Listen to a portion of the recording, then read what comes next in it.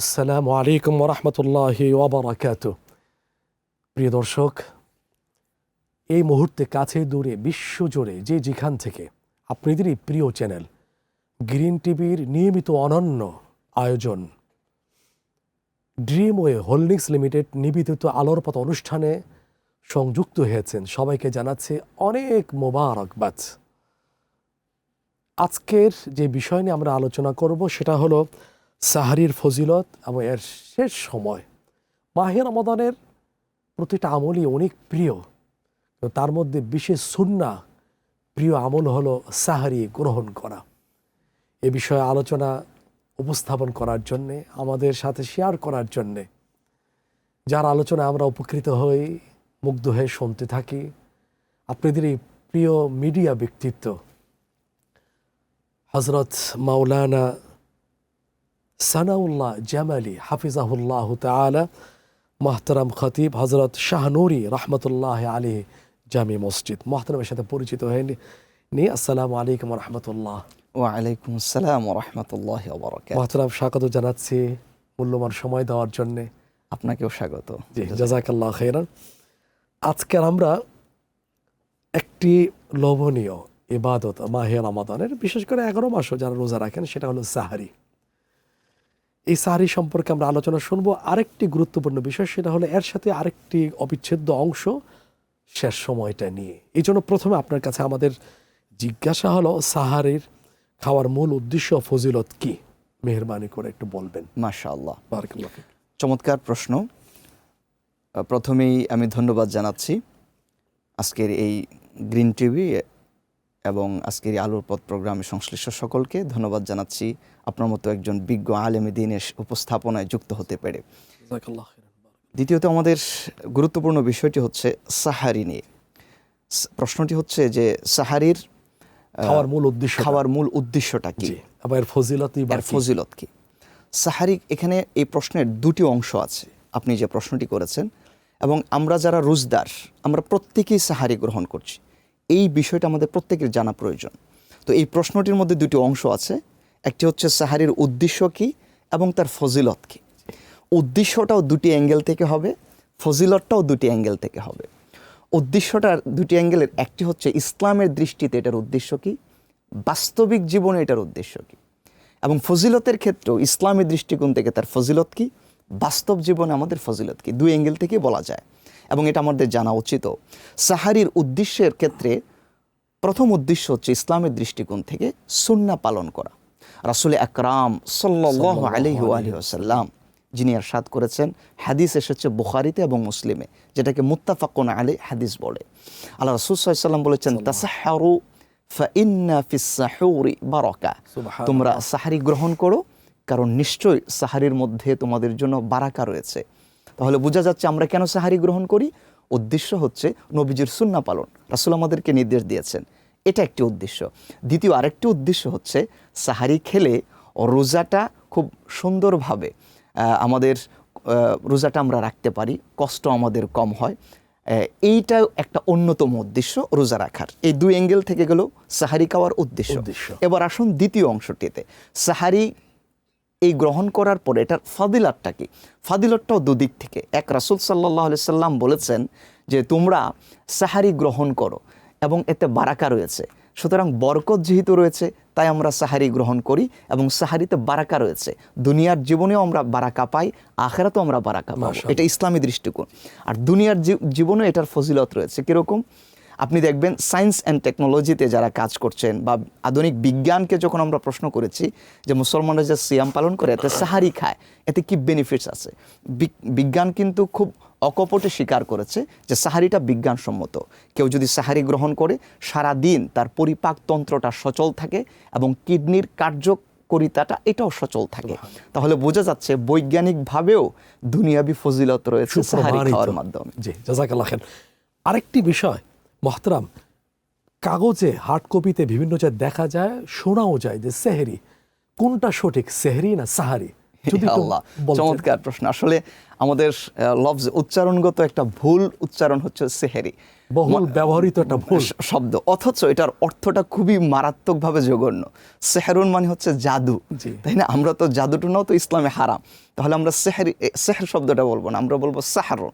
সাহারুন হচ্ছে যেটি আমরা সাহারিতে রাতের বেলায় রোজার খাবার উদ্দেশ্যে শেষ বেলায় খাওয়া যেটা হয় খাওয়া সেটা হয়। সাহারি। জি। আর সেহরুন মানে হচ্ছে জাদু, যেটা ইসলামে নিষিদ্ধ। চমৎকার, আমরা সেই সঠিক যথার্থ শব্দটাই আপনি বলছেন শুনছি, আমরা প্রয়োগ করছি, আলহামদুলিল্লাহ।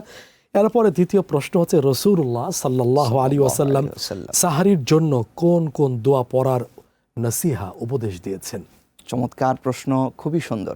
আমরা প্রত্যেকেই যারা রোজদার সাহারিতে উঠি, এক্ষেত্রে আমাদের বিশেষ কোনো দোয়া আছে কিনা?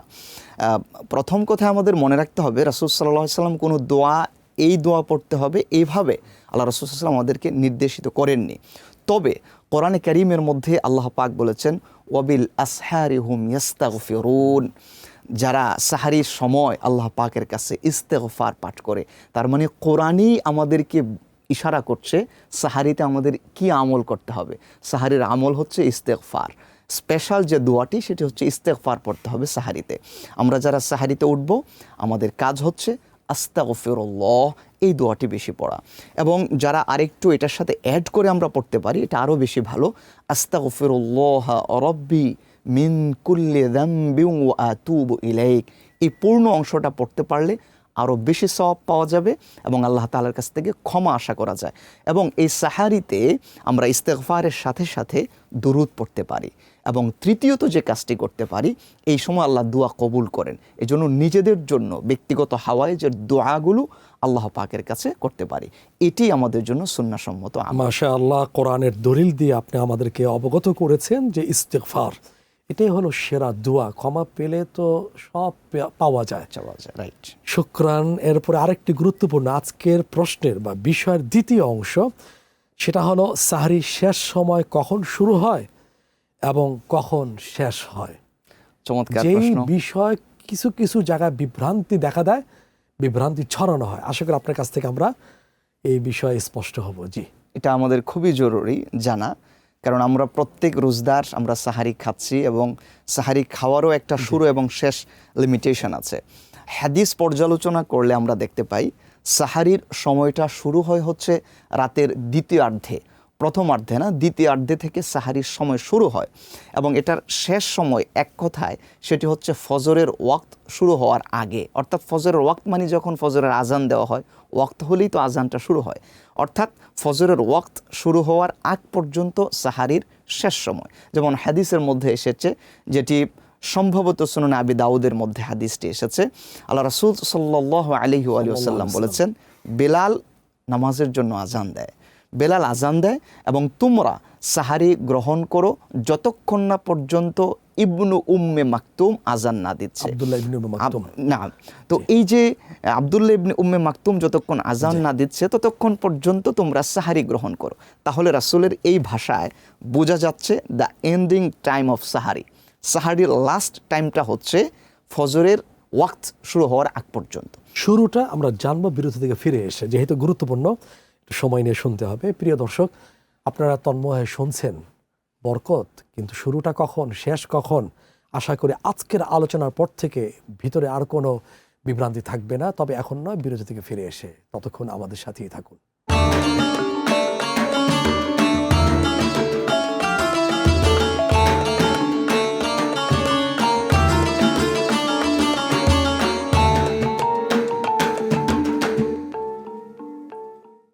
বিরতির পরে আবারও আমন্ত্রণ জানাচ্ছি আলোর পথ অনুষ্ঠানে।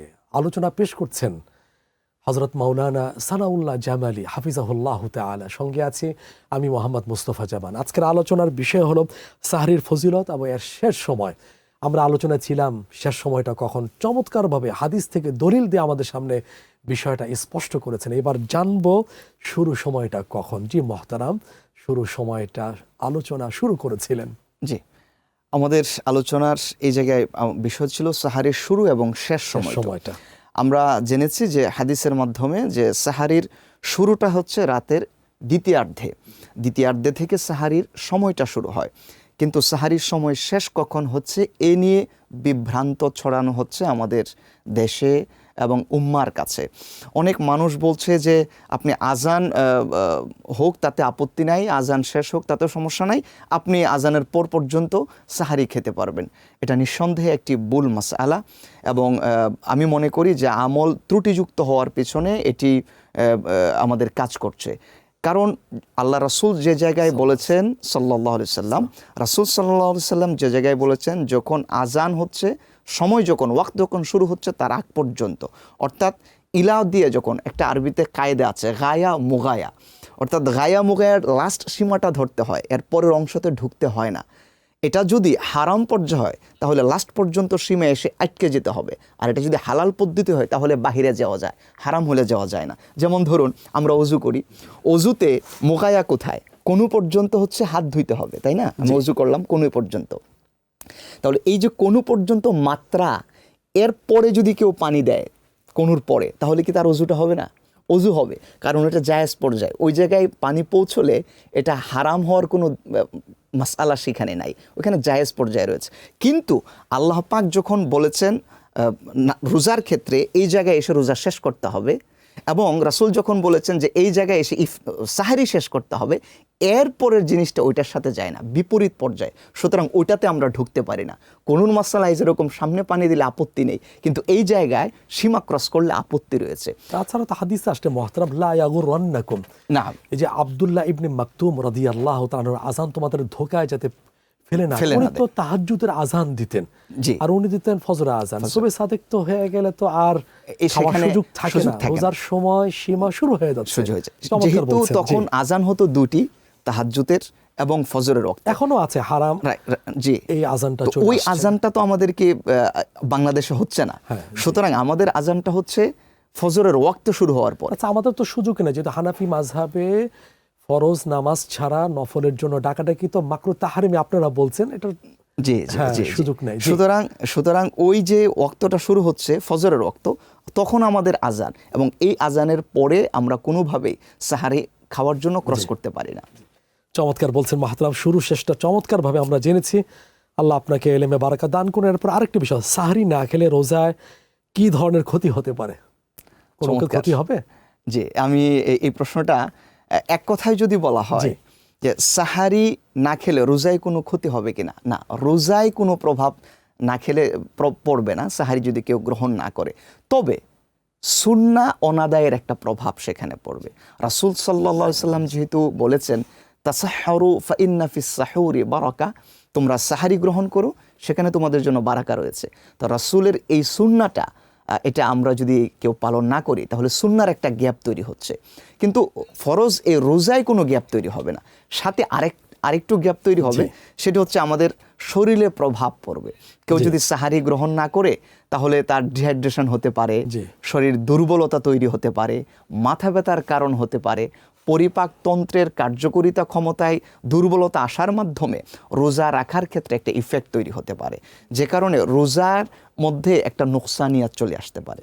এজন্য আমাদের সাহারিটা গ্রহণ করা উচিত সুন্নাহ হিসাবে, এবং রোজাকে আরো মজবুতভাবে রাখার জন্য।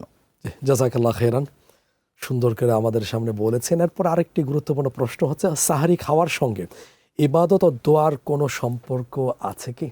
জি, সাহারি খাওয়ার সাথে ইবাদত এবং দোয়ার সম্পর্ক রয়েছে, কারণ সাহারি এটা স্বয়ং সাহারিটাই একটা ইবাদত, সাহারি গ্রহণ করাটাই একটা ইবাদত। কারণ রাসূল আকরাম সাল্লাল্লাহু আলাইহি ওয়া সাল্লাম আরেকটি হাদিসের মধ্যে ইরশাদ করেছেন, ইস্তাঈনু বিস-সাহুর আলা সিয়ামিন নাহার, তোমরা দিনের রোজার জন্য রাতের বেলায় সাহারি গ্রহণ করো। তাহলে দিনের রোজার জন্য সাহারি গ্রহণ করা এটি একটি ইবাদত, এটি রাসূল সাল্লাল্লাহু আলাইহি ওয়াসাল্লামের নির্দেশ। সুতরাং আমরা দিনে যেহেতু রোজা রাখবো, রাসূলের এই নির্দেশ অনুযায়ী রাতে আমরা সাহারি গ্রহণ করব।